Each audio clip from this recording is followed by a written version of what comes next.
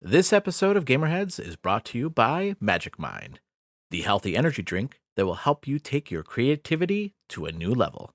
Hi, I'm Celia Schilling from Yacht Club Games. Hey, this is James from Mega Cat Studios. Hey, this is Matt, aka Stormageddon from Reignite, Screen Snark, and the Fun and Games podcast. This is Stephanie from the Boss Rush podcast and the Boss Rush Network. Hey, this is Mark and Keon from Bonte Avond. Hey, this is Sebastian with the ProNerdReport.com and the Single Player Experience podcast. Hi, this is Chris. Mike. And Garrett from Daylight Basement Studio. Hey, this is Baron J67 from Level 1 Gaming. Hey, this is Todd Mitchell from Code Right Play. Salutations, this is Mike Carroll from Stroll Art. Hey, this is Jeff Moonen from Fun and Games Podcast. Hey, this is Patrick from the Backlog Odyssey. Hey, this is Rune from Runic Codes. Hi, this is Andrew from Spalato Bros. Hi everyone, Jill Grote here from the Indie Informer.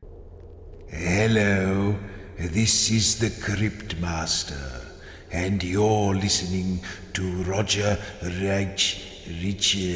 you're listening to Roger on the Gamerheads Podcast. And welcome to another episode of the Gamerheads Podcast. My name is Roger.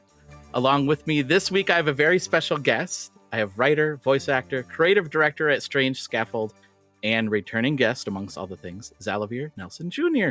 Xalavier, welcome back to the show. Thanks so much for having me again. It's a pleasure. Yeah. I didn't tell you this, but actually your episode is one of the most listened to episodes of the Gamerheads podcast. Oh, heck yeah. I'm glad to hear it. Yeah.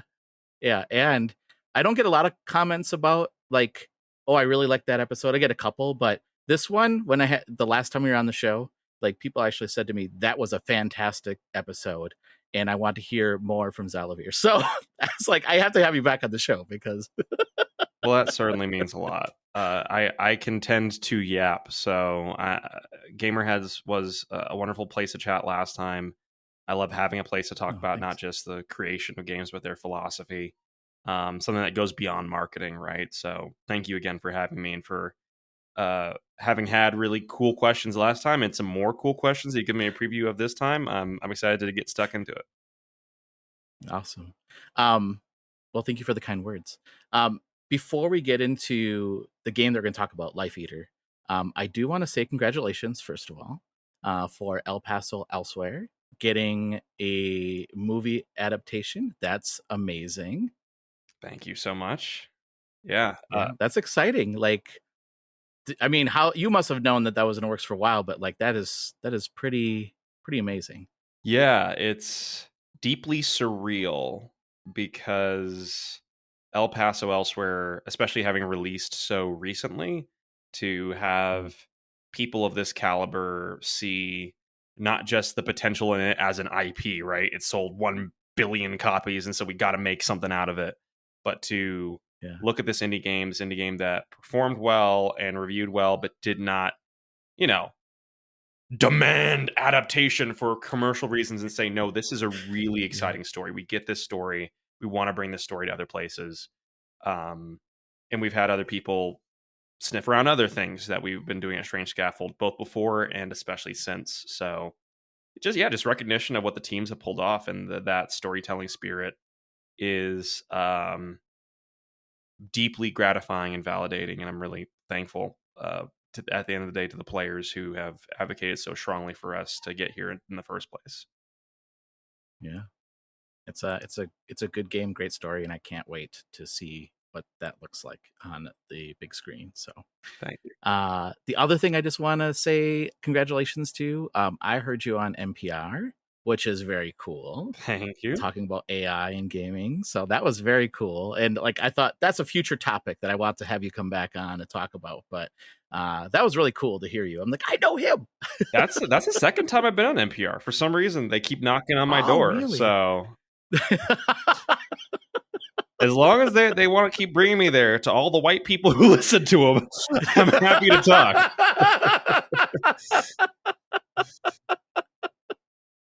Oh, well, let's talk about Life Eater then. So before we talk about some of my questions that I have, can you tell us about this game? What is this game about? So for those who don't know, Life Eater is a horror fantasy kidnapping sim about a druid living in modern-day suburbia who every year must sacrifice people to the god who he serves in order to delay the end of the world. The, of course, lingering question behind the game being, does his god exist at all? And that's before you even get to the twink that he has locked inside of his basement. Yeah.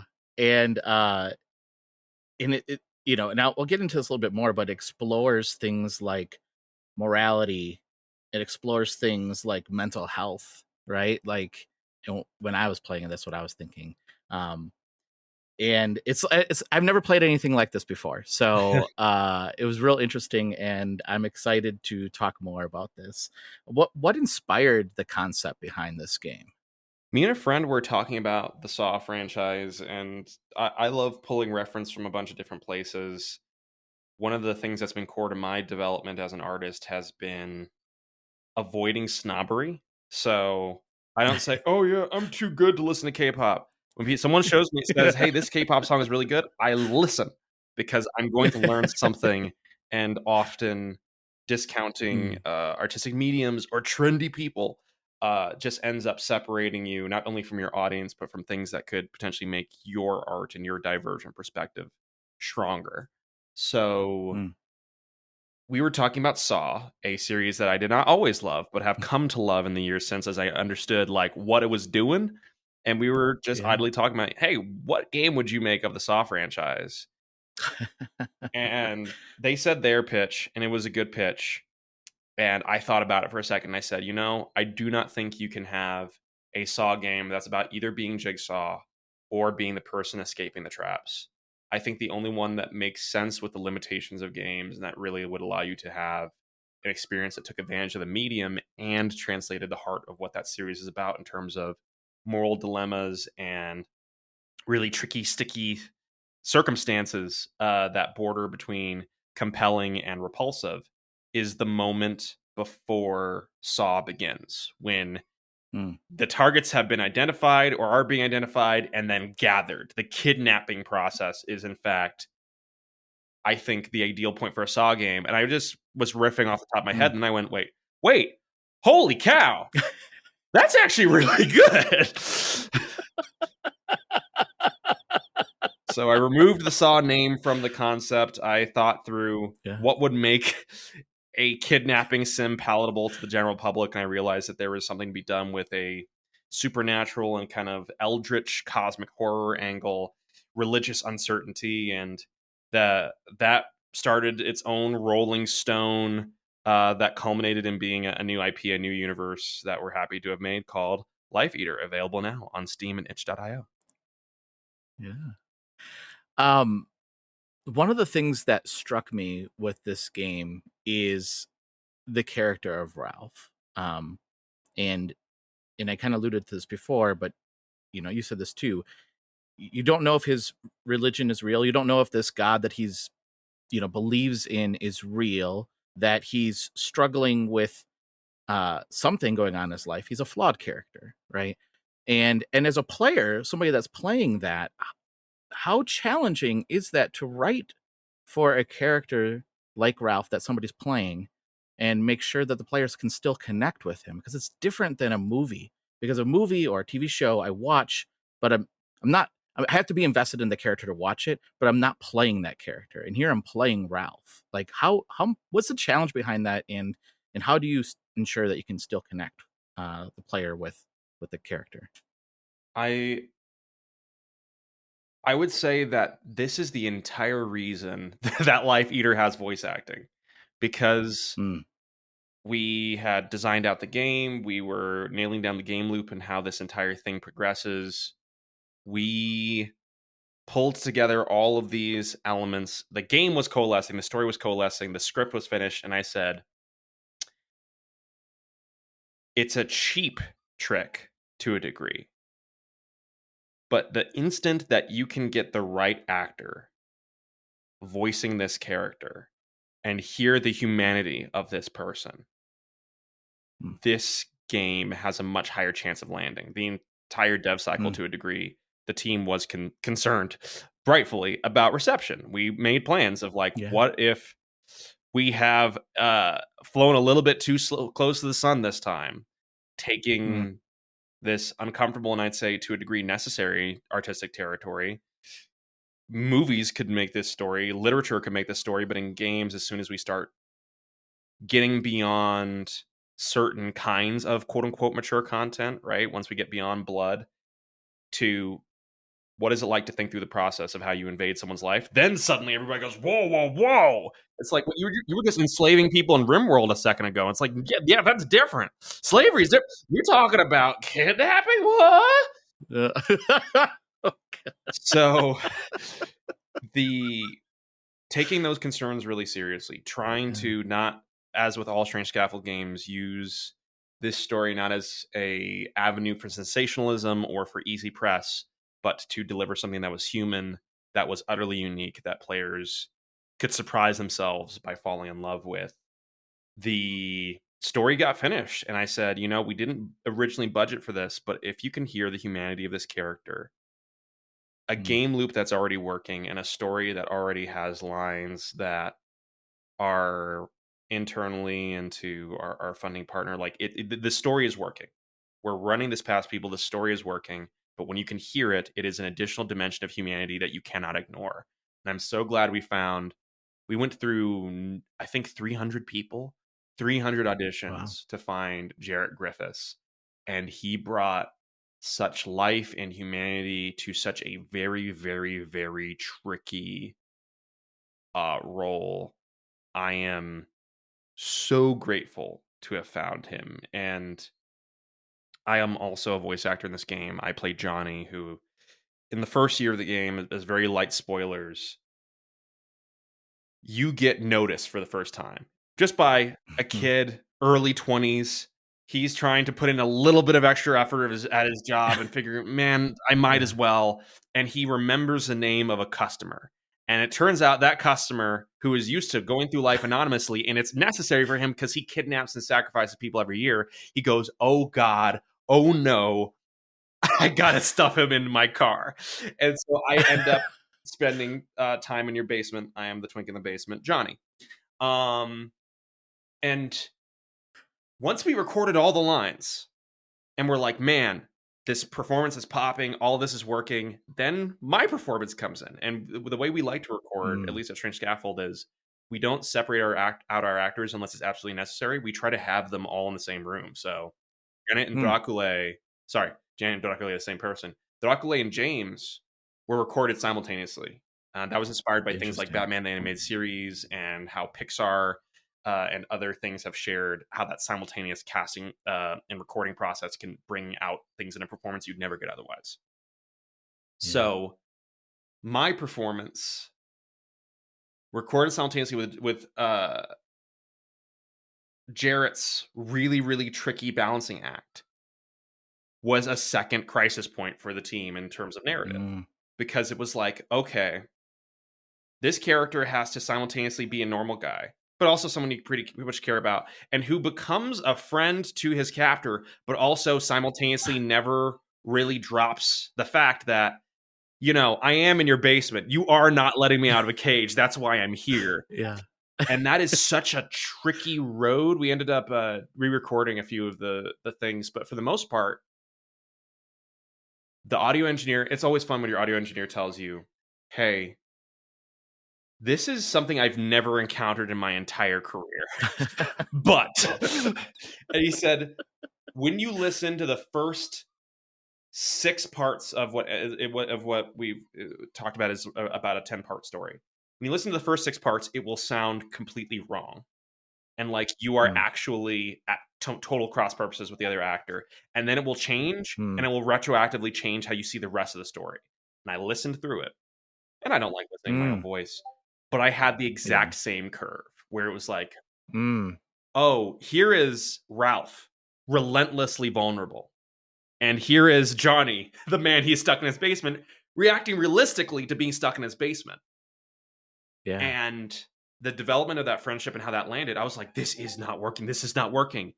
But then the progression occurred and I was like, damn it. We got to keep this because it allows for a dynamic like nothing I've seen in games before. And so we recorded like 2 different sequences again separately from Ralph's performance. But yeah, Life Eater is a story in terms of execution of its development and the amazing work of folks like our QA and engineering partners over at Astralore, RJ Lake again doing voice direction, David Mason from Dredge doing music. Everyone on this dang team made what is one of the hardest games you can make and didn't choose the easy way out at any stage to, again, duck into sensationalism, go a different path. I'm waxing eloquent, but I'm just really proud of the fact that we pulled this off, because I genuinely think if you look around the landscape of games, I don't know anyone else who could have made Life Eater quite in the way we did and not had that turn into a heinous press nightmare that destroyed the studio in the process. Yeah. Yeah, I mean, I think that's interesting because I agree. I think that I have played games that probably cross a certain line only for sensationalism, just to get that good bad press, right? Like bad press is good press for them. So they knew that. They knew what they were doing, and they knew they crossed that line. Where I never felt that way with this game. I never felt that it crossed a line of like, oh, you're just doing this to be different or unique or try to, oh, look at us, sensationalize it, you know? So I appreciate that a lot. And that is tricky, I'm sure, to balance that. And thank you so much for that. I'm glad it landed for you. I can understand for some people it didn't, and I get that too. Yeah.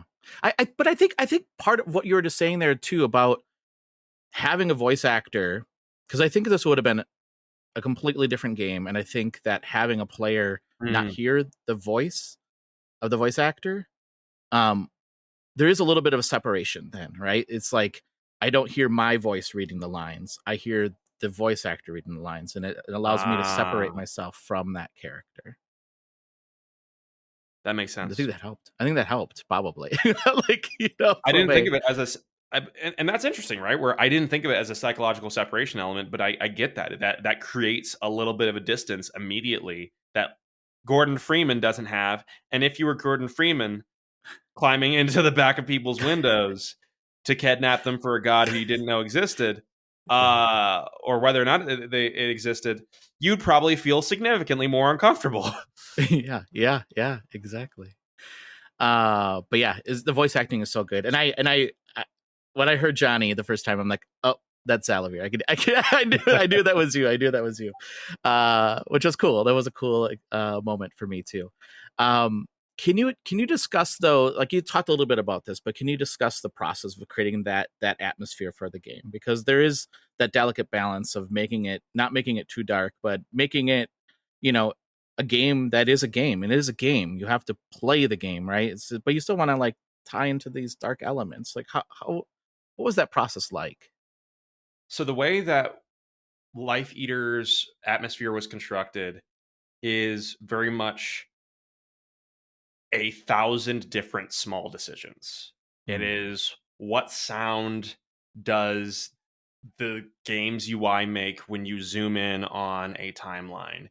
It is what is too menacing versus not menacing enough. What is like the main gameplay track versus the one that we use in the endless mode or in the post game. There are so many tiny ways, which is again why I give so much praise to the team, that everyone had to lock in and iterate on a single vision of this thing to make sure it didn't become the worst version of itself. And I think that that's one of the key roles, if not the most key role of a game director, is to find where it is important to empower the team and where it's important to give them constraints to understand what we're all making. And one of my favorite examples of this was in Dark Souls. Miyazaki, his art director, notes Yeah, I made an undead dragon and I brought it to Miyazaki, and it was covered in rotting worms and stuff. And Miyazaki brought back a note that said, could we not give this beast the tragedy of a creature who is facing a decay that may itself be unending, despite having previously been majestic? Something to that effect. And that's a really important note, right? Dark Souls, for as much as it riffs on medieval fantasy tropes, is such a world tinged by very specific creative choices and overall tonal direction. That's quite simply just like every piece of a game, both being a space for someone to individually express, as well as potentially a space for a director to step in and say, no, this is something to understand further. Here's what we're actually making, and here's how we bring it to life. So I think one of my favorite examples of this is the game soundtrack, because David Mason is an orchestral genius. We worked with him on stuff before. We're working on him with stuff in the future. And for Life Eater, the first thing he brought me was sweeping and dramatic and emotional. And I said, we need to strip that back like 90%. And they stripped it back. And I said, strip it back again. And we got it stripped back. And the term that I ended up using to try to guide it was islands of sound. As you are just in this environment, following this meditative, methodical,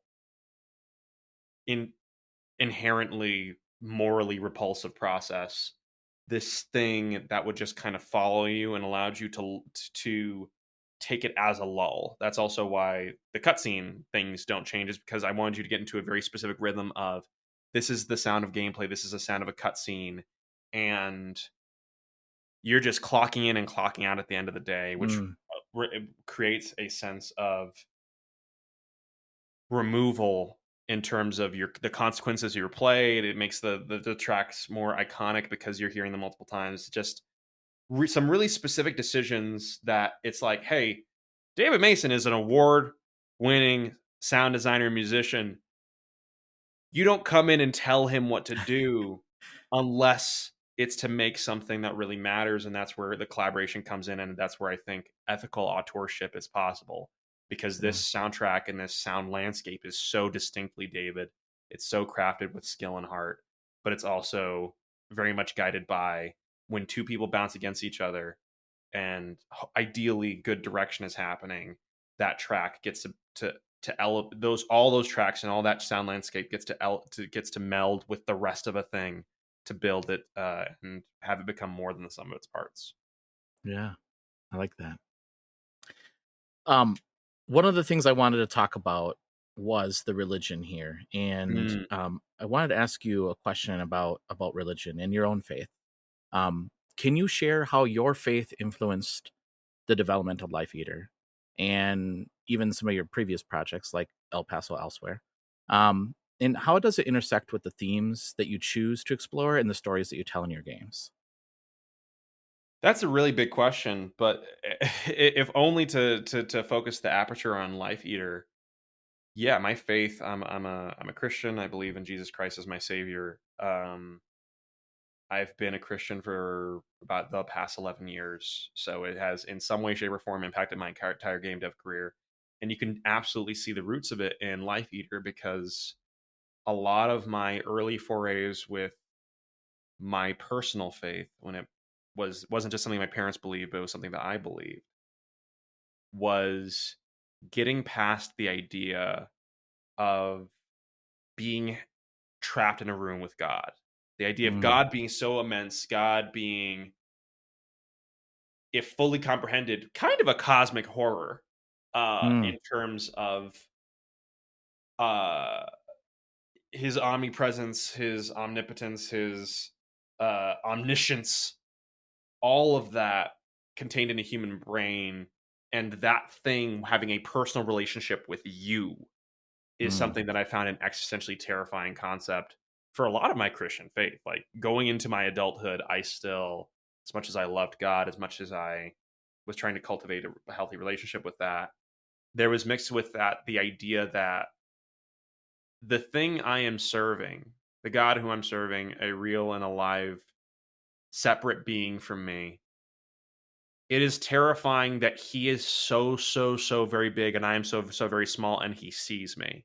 And the thought even came to my mind of like, it'd be great if you just didn't look at me for like 10 seconds, because the immensity of those eyes actually caring about you, disturbed me. And so when it came time to make the story for Life Eater and to find a fantastical twist to put on it to make the core concept more than just a kidnapping sim, I realized that there was an opportunity to express the corrupted version of a fearful expression of my faith. What if a very real God, or at least a God who you could feel the distinct presence of, wanted a personal relationship with you and you specifically out of everyone else on the earth, and he fucking hated you? What if he wanted you to suffer, and that relationship was an expression itself of suffering, which resulted in Zimforth, a recurring name in the Strange Scaffold catalog. Yeah, just being this very distinct, malevolent presence. And I think his malevolence works in a way that a lot of dark gods do not, because it is personal. He, at one point in the storyline, you're reading, the only time you get to see Zimforth's direct words expressed are in the objective text. And he at one point said, it talks about giving you a break because he's going to have you kidnap and murder some people who actually deserve it for once. Yeah. And that really emotional core of, what if the divine entity who you have a personal relationship with gets off on that being a cruel thing, ended up being a really cathartic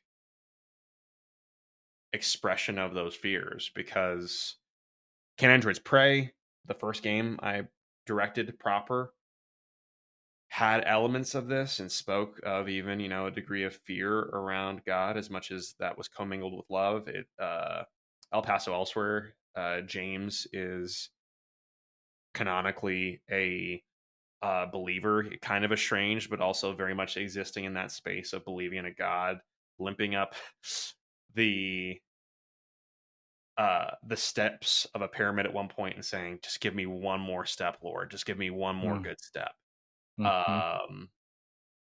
Here comes in Life Eater, no longer really kind of stancing around those ideas of God, but really directly confronting them and saying, here's the worst version of the thing that I fear. It allowed me to be able to look at it from a remove and see how different that was from my relationship with my God, and to hopefully provide people with some catharsis who are similarly, whether it's with the Christian God or whatever is the being they serve, or find their worldview framed by. It does a lot to see your villain expressed in plain text and to realize just how divergent he is from what you say you believe. Life Eater and all my games to a degree are opportunities to try to learn or grow in some way. And in this case, one of the things that I learned and grew in was saying, yeah, my God isn't like this. So if my brain is still saying this, regardless, and still holding this fear, that's something to really directly confront. Has your faith gotten stronger through the development then, would you say, through the games? I feel like life itself does that, but I think my favorite example of what it looked like to grow as a result of working on games was working on an airport for aliens currently run by dogs, because that was partially a coming of age game for me. Yeah. So having a game where the entire thesis point is, what would it look like if a universe of airports were run by dogs? Well, they wouldn't have money, because dogs just want you to be okay. They want to give you things. There is no currency exchange. At most, they'll have you give them a thing they want, and then they'll give you the thing. And they'll give you endless number. That's the thing. A dog that gives you not one plane ticket, not 12 plane tickets, but 50 plane tickets. Because what matters is the fact that you want to go to Uranus or Uranus. That really forced me on a daily basis as I was, to a degree, coming of age and gaining pieces of adult cynicism to say, man, to properly write this dog that cares in a very pure way about you, I need to confront my fear of intimacy. And I would, for that day of game development, I'd work on a different task, or I'd literally just like take the day off and think about, man, I have a problem with this, or I have a difficulty expressing love in this way, or I have a difficulty receiving love in this way. And in all those ways, I don't want to overstate the autobiographical nature of my games, because I do a lot to make them I'll just put it in the pure terms. I do a lot to make sure that my games are not masturbatory, because it's real easy when you're an auteur to get into that space. Yeah. Hopefully I succeed most of the time. But the experience of working on Dog Airport game was often like, to do this universe justice, I have to look at every piece of the universe that I create and make sure that it matches the pureness and enthusiasm of a dog's perspective. So there was originally a concept for a game mechanic called Cop Dog that I was excited by, where there would be zones in each airport that were monitored by Cop Dog, and it would have a little sign. And if you walked into them, there was a random chance that Cop Dog would come down and literally give you a random check. And if he found anything, because he looked like a portrait of a husky, the portrait would change to like a mischievous husky, and he'd say, "You sly dog," and he'd take your contraband items and then go away. And there was a way of like, if you're trying to transport something across several airports, you would have to avoid the Cop Dog zones in some way, or hope that you could like bribe him or in some way move past it. Yeah. And the game continued its development. We were getting further and further into the day to where it's like, hey, we got a feature lock. And not only was Cop Dog an unexpectedly expensive feature to build if we were going to build it, but we were having the discussion as a team, and we realized, well, this sounds flippant, but like, why would a dog do this? Why would a dog be a cop in the derogatory sense? Interesting. The idea that a dog exists to punish you doesn't align with the philosophy of dogs. And so confronting that led us to make Security Dog, who Security Dog is at a little booth in every airport. You can find him. And he's like, hey, I'm here to help with security. If you ever find anything that could hurt someone, anything that's like dangerous, bring it to me, and I'll give you like a finder's fee. I'll give you like a special gift. And on every planet, that gift changes. And the beauty of Security Dog is you still have the concept of airport security. We didn't lose it, but we both saved money on the feature, saved time, saved budget, and made the game better and more philosophically whole by saying, here's how dogs would actually do this. A dog is not sitting here waiting to catch you unawares and steal your contraband. This dog wants everyone to be safe, and his name is Safety Dog. And if you give Safety Dog things that are unsafe, he'll give you special gifts. And you can use those to continue your modular open world comedy adventure across the universe. Yeah, that is a very direct one-to-one translation of to make Dog Airport game, I every day had to make sure that I was as best of a person as I could be, or at least conceive of what it looked like for a better world to exist. And that's a really good thing to have hit you when you are entering proper adulthood and running a business and trying to understand what it means to be a good person under late stage capitalism. Yeah. I love that. I love the thought process behind all that, because I'm not 100% sure that everybody thinks the same way that you do, right? And gets into the philosophy of every decision and every aspect of the game. So I really appreciate that. I have a question around the technical challenges. What were some of the biggest technical challenges you faced with developing Life Eater? technically, Life Eater is a really tricky game because it's pulling from so many different reference points. And this is where my hubris in terms of doing genre smashing really came to life, because I was like, yeah, I'm a genre smasher. I'm smashing up genres together every day. I can smash this thing together. And so Life Eater, it's pulling some stuff from video editing timelines, and it's pulling some stuff from some visual and auditory and gameplay language from investigation games, from immersive sims, from puzzle games, from video timeline editors, from lo-fi horror things. Like, it has so many different reference points. At a certain point before we revealed the game, we didn't just have one, but we had multiple come to Jesus moments where we had to say, there's so many reference points that all of the pieces of the game exist, and they all are good, but because the visual language does not have the visual language in particular does not have a unifying principle, it looks muddy. The game feels like it's playing wrong, not because it's actually not functioning, but because we are pulling from so many places, your brain cannot just pick a lane and then drive down it.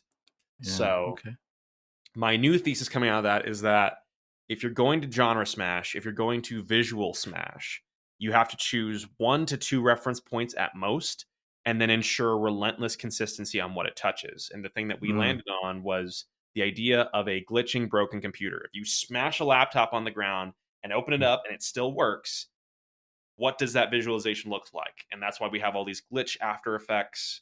We have specific glitch after effects because there's not just one type of glitch, that are all inspired specifically by a broken laptop, a broken laptop, a broken laptop. And as soon as we found that, as soon as we revised the user interface and everything to use a unified color palette, a unified visual language, and an auditory language, we had the exact same game, but it all felt right because our brains actually knew what we were doing. Your brain, when you step into a game experience, again, continuing the philosophy and my thesis coming out of Life Eater, is really immediately trying to look for, what is this game like? And this is why some of the best games of days past were misunderstood or unseen in their time. And it's because people were saying, oh, this is another third-person shooter, right? And didn't realize that, for example, 50 Cent Blood on the Sand is operating in high camp territory and everybody needs to play it. They were like, oh, this Spec Ops The Line, notorious example. Everybody thought it was just a standard third-person shooter, not that it was really leaning into being a postmodern American, 20th century fiction novel in the form of a game. That was because, among other things in their marketing, they really struggled with, how do we express what this game is in a form that people will take it and then internalize it and use the right prism to evaluate us. There's games that have been evaluated in the past as like, this isn't a great, open world game, but it wasn't trying to be an open world game. It was trying to be a linear game that existed in an open world, and it simply got judged incorrectly based off of that. So the technical challenges of Life Eater, we didn't have a huge amount. We had an engine change a month and a half into development. That was really biggie. Yeah. Unity announced a runtime fee thing, and we talked about that last time you were on the show, actually. That just happened, right? The last time you were on the show. So the day it came out, I said, hey, our lead programmer was Timothy Gatton. I said, hey, Timothy, do you know any Unreal? And he's like, yeah, I know some Unreal. I said, cool, we're switching to Unreal. We will burn the money to switch engine today to make sure that we are not caught in the potential blast zone of this thing. So that was a technical challenge, but most of the technical elements of Life Eater were not incredibly difficult to figure out. It was really, for something that pulls from so many places and requires your brain to live in such a specific space, it was finding unifying principles and then consistency among them that ended up being the highest point of iteration. Sure. Yeah. I like that. I mean, it's that design principle of making something feel familiar to them, so they know like everything kind of ties together, right? Yeah, I like that. This game's been out for a while now, like what, a month and a half or so, right? I think. Yeah, about a month and a half. A month and a half. What kind of feedback have you received from players and critics, and what, if anything, surprised you the most? I expected us to get roughly 5 out of 10s, 4 or 5 out of 10s. Not because the game wasn't good, but because we made a kidnapping sim, man. We made a horror fantasy kidnapping sim. It's taking such a big swing. The nailing down the iteration on the concept, the design of it even, because I was like, oh yeah, it's pulling from so many different adjacent things. Like, we generally know what we're making. No. Turns out horror fantasy kidnapping sim, and kidnapping sim in particular, is a new genre with new things to figure out. When you add enough things, you aren't mashing two things together. You're actually just making something new, inspired by several different things. So making those things work and work well and work consistently came together really late in the day. So reviewers had a busted review copy for a while. It was a hard game to make. We made the entire thing in 7 months, 9 months if you count the engine change. And for all those reasons, including the fact that just like Strange Scaffold, right on the heels of El Paso Elsewhere, our biggest, most polished and visible game yet, we were saying, no, where Strange Scaffold exists is in making high quality things quickly and humanely with specific compromises to aid in that. Which means for a game made in 9 months, there's features we just aren't going to have, or we aren't just going to have them at launch. Endless mode, we pushed to post-launch because we weren't going to burn the team, and we weren't going to lower the quality of story mode to shove them both in there and try to balance them at the same time.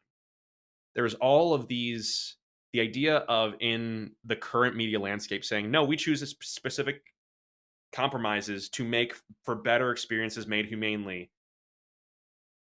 That doesn't seem like a really popular message.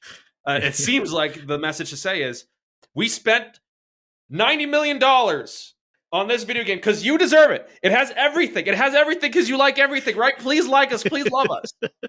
To set a flag in the ground for controversial subject matter, for highly specific chosen choices, and say, please understand what we're doing here and that it matters and that it's good. I was like, we're gonna get 5s. And we ended up getting I think we got a 9 or a 10. We got some 8s. We got quite a few 7s. We got 6, like the moral panic I expected or anticipated, just to consider team safety if the worst should happen, right? Or people not appreciating that we made specific choices to bring a specific game to life. Both of those fears ended up being not unfounded, but they ended up not coming true here. And I'm very, very grateful for it, because among other things, if Strange Scaffold is out here saying, there's features we don't put into a game so that we can make other features better, or so that we can give an experience that you wouldn't have if you had that feature in there, that means other people can do it. That means Strange Scaffold can make more games like that. And I don't know how much I can say because I don't know when this is going out. This will be this coming Friday. Then I definitely can't say this. But for future games that are going to have highly specific limitations, we can have more confidence in simply saying, hey, if you trusted us on a horror fantasy kidnapping sim, this next one is going to continue to blow your mind. Because we make these specific choices for you, because otherwise you don't get these types of games. You won't see them, because at minimum, no publisher would fund them, because what they think that you're into is an asymmetric multiplayer game again. Yeah. Well, I think that's what I appreciate about your studio, is the fact that you're all willing to take risks. And part of it is telling a story that, like you said, nobody else is willing to tell. And I know it's a kidnapping sim game. I get that, but I think that there's more to that game. At least what I interpret it as is like, the mental anguish that Ralph is going through, and he thinks this is real, but he's alone. Like, he's alone. He's except for now, obviously Johnny, but he's alone in that, and he's been alone for that in a really long time, and to dive into that world where somebody is alone and they feel like they have to be alone because and this is I thought a lot about this, actually, the fact that he feels he's doing the right thing even though morally he knows it's wrong, but the overall, like, he feels like he has to, because if he doesn't, something bad could happen to everybody, so he has to do the right thing, right? But even though it's wrong, the mental anguish that he goes through, I think, is felt really, really well in this game. And I think that is something that nobody else is willing to tackle. Right. And to me, I think that's to me was what I took away from this game, is just how powerful that is, and the powerful storytelling elements that you all did in this game. Thank you so much for that. That's the thing for Strange Scaffold that I think has been the thing that brings people in and has people following us title after title, even though we go from what was even the term I used for the genre for that game again? I'm looking up Space Warlord Organ Training Simulator. Yeah, we go from a sci-fi body horror market tycoon to a supernatural throwback third-person shooter to an open world comedy adventure game starring stock photos. I think the thing that brings people on that journey, as well as the thing that makes it the hardest to quote unquote break into the mainstream with our work, is that we don't take the joke. We don't say, ah ha ha, isn't it funny or isn't it horrible that we made a kidnapping sim, a horror fantasy kidnapping sim. We don't say, hey, we're making a game like Max Payne. It looks like Max Payne. It's doing Max Payne again. We take the thing the game could be, Dog Report game being an amazing example, and we say, no, we're going to treat this with meaning. We're going to treat this like it's a prestige video game. And so I get a giant burst of dopamine every time I watch Dog Report game get streamed, because I'm excited to say that people still stream it to this day. Yeah. And within the first half hour of that game, someone has cried having an interaction with the dog. Someone has attached such humanity and real emotion to that they are oftentimes on camera having a visceral human reaction to a stock photo. Is a JPEG that we made rotate. And they are having their souls touched by that. It is the greatest magic trick in the world to pull. It is so satisfying, but it's also, I think, a thing that, particularly in a games market that is increasingly looking to say, we just want something that sells. Just tell us exactly what it is and sell us the exact thing that you say you're making. We're making a thing like Destiny again. Good. We're making a thing like something you played before, but it has a popular license attached. Great. We're going to make an RTS of that, of this, of insert X here. Yeah. That is a needed and an understandable gravitational pull. But we picked the hard route, and we've benefited from that, and it's also made our lives tougher in several ways. I wouldn't choose a different route, though, because I'm the guy who gets to watch people stream my game, and they cry because they're having a genuine human interaction with a dog.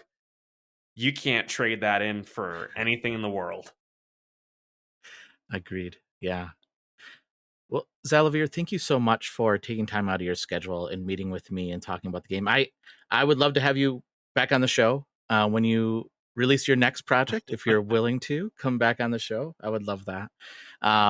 It'll end up being very soon. Like our two next games are coming out within the next few months. Oh, really? Yeah, our two next games. Okay.